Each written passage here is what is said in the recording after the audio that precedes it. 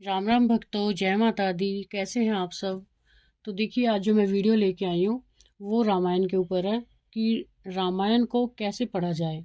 बहुत लोगों को जिज्ञासा होती है कि हम भी रामायण पढ़ें, लेकिन कैसे पढ़ें वो हमें पता नहीं है।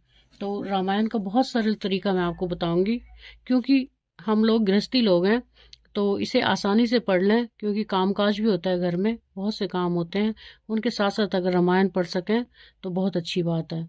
क्योंकि जिस घर में रामायण पढ़ी जाती है उस घर में किसी चीज़ की कोई कैसी भी कमी नहीं होती, और वो धन धान्य से भरी परिपूर्ण होता है, और उसमें प्रेम हमेशा रहता है।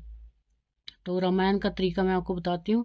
इसमें 3-4 तरीके हैं, तो उनको बताऊंगी मैं, और ध्यान से सुने।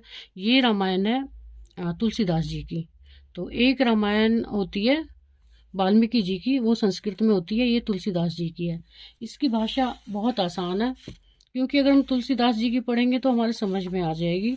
और अगर कई बार ऐसा होता है कि देखो, संस्कृत आजकल सबको नहीं आती, और वाल्मीकि जी की में वो संस्कृत में है वो, तो सबको वो समझ में नहीं आती, और थोड़ी लंबी भी है। तो ये हमारे तुलसीदास जी की है। और हम कैसे शुरू करें इसको, तो वो मैं आपको बताती हूँ। तो एक तो होता है, देखो, अखंड रामायण। अखंड रामायण होती है, उसमें हमें लगातार पढ़नी पड़ती है। अखंड रामायण हम गृहस्थी में रहकर नहीं पढ़ सकते।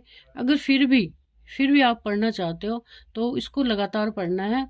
और जैसे कि आप थक जाते हो 2-4 घंटे पढ़ के, फिर किसी दूसरे सदस्य को, घर के को बिठा दो, फिर उसके बाद फिर कोई और बैठ जाए, इस तरह लगातार पढ़नी है वो। तो ये 3 दिन में हमारी पूरी हो जाती है।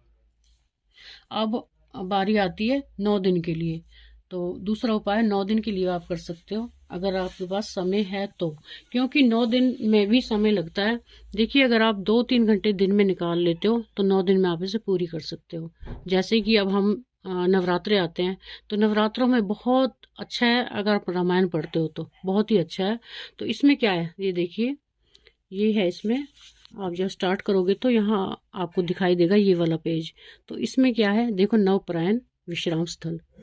ये है नवपरायण विश्राम स्थल। ये 9 दिन के लिए है। अब ये क्या चीज़ है, ये मैं आपको समझाती हूँ। तो ये देखिए, जैसे हमने पहले दिन शुरू की, तो यहाँ पे देखिए 116, 116 ये पेज है। यहाँ पे हमारा विश्राम पहला हो गया। फिर दूसरा विश्राम है 198, मतलब 198। तो ये दूसरा विश्राम। तो ये आप देख सकते हो कहाँ पे हमारा विश्राम है। और यहाँ से भी आपको नहीं दिखता, तो इसमें रामायण में हमारा विश्राम नजर आएगा। ये देखिए,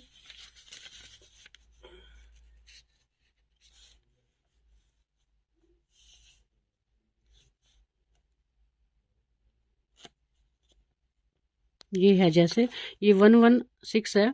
ये देखो, यहाँ 116 पेज है, और ये हमारा विश्राम है। यहाँ लिखा हुआ है नवान परायण पहला विश्राम। ये हमारा नवान प्रायण पहला विश्राम, मतलब 9 दिन के लिए हमारा पहला विश्राम हम यहाँ लेंगे। फिर उसके बाद हमें आरती करनी है। आरती बहुत ज़रूरी है, क्योंकि आप जो भी पूजा पाठ करते हो, मैंने पहले भी बताया है, जो भी पूजा पाठ करते हो, आरती उसे पूर्ण करती है। कि दिन भर में जो भी आपने पूजा पाठ किया, आरती से वो पूर्ण हो जाता है। और ये है मास प्रायण चौथा विश्राम। अब ये मास प्रायण क्या है, ये भी मैं आपको बता देती हूँ। तो ये मास प्रायण है, जैसे आप इसमें आप 9 दिन का है। मास प्रायण में क्या होता है, 1 महीने में हमें रामायण पूरी करनी है। जैसे कि सपोज, जैसे आप कोई भी महीना चुन लीजिए। कार्तिक मास है, 1 महीने आप कार्तिक मास में पढ़िए, बहुत अच्छी बात है। कार्तिक मास में रामायण पढ़ी जाए, या कोई भी सुख सागर, भागवत, जो भी आप पढ़ते हो, कार्तिक मास बहुत अच्छा है। जो भी आप, जैसे भी आपको अच्छा लगे। तो इसमें ये है हमारा मास प्रायण विश्राम स्थल। तो इसमें हमारा पहला विश्राम है, ये देखो, 47 ये पेज है। तो यहाँ पे हमारा विश्राम हो जाता है। दूसरा है 70 पे। तीसरा है ये 93, मतलब 93 पे। चौथा विश्राम है 116 पे। तो इस तरह से हमारे विश्राम ये लिखे हुए हैं। आप यहाँ भी देख सकते हो, और यहाँ भी आपको यही नज़र आएगा। तो ये चीज़ होगी हमारी ये।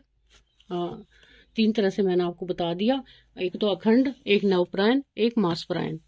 अब बारी आती है कि हमारे पास इतना समय नहीं होता। देखिए, एक पेज पूरा होने, सॉरी, 100 पेज पूरे होने में 2 घंटे लगते हैं। 2 घंटे आराम से लग जाते हैं। अगर आपके पास समय नहीं है और आप रामायण पढ़ना चाहते हो तो गृहस्थी में सबसे अच्छा तरीका है, आप शुरू करिए, बस भगवान का स्मरण करिए, भगवान जी मैं आपका ये पाठ पूरा करना चाहती हूँ, या मेरे घर में रामायण चलती रहे, अगर इस बीच मेरे से कोई गलती हो जाए तो उसे क्षमा करना।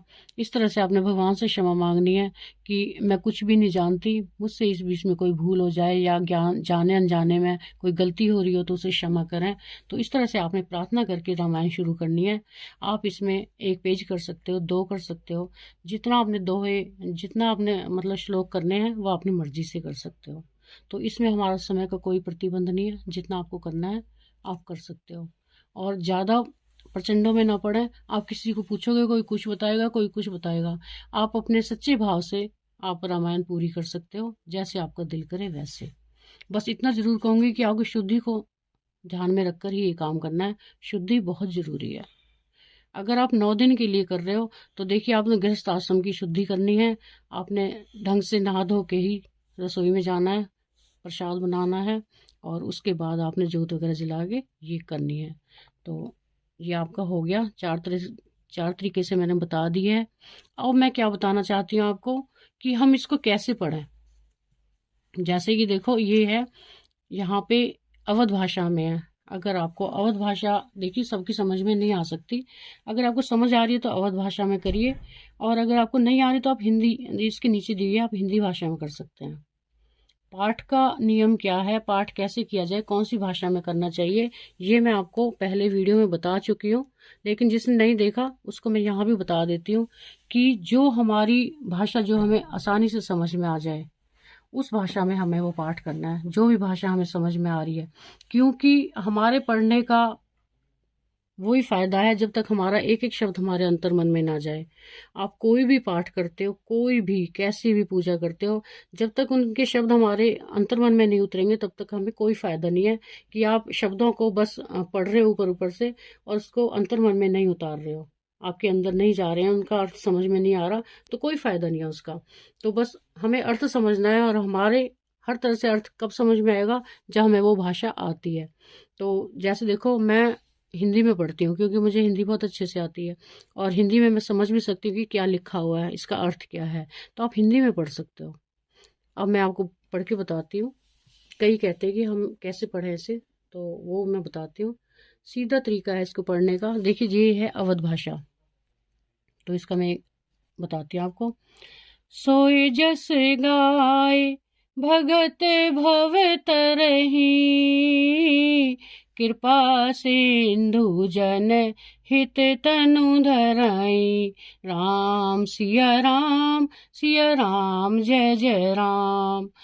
राम जन्म के हतु अनेका, परम विचित्र एक ते एका, राम सिया राम जय जय राम।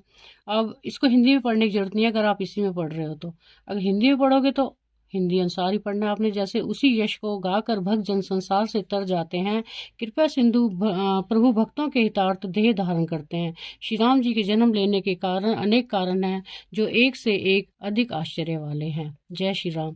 तो ये आपने पढ़नी है, आप हिंदी में पढ़ो, आप संस्कृत में पढ़ो, आप अवध में पढ़ो, आपकी मर्जी है, लेकिन वो हमें समझ में आना चाहिए। यही रामायण का सार है।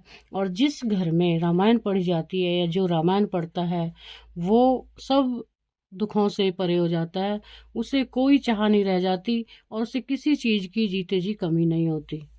तो मिलते हैं अगले वीडियो में नई जानकारी के साथ, तब तक जय श्री राम, जय माता दी।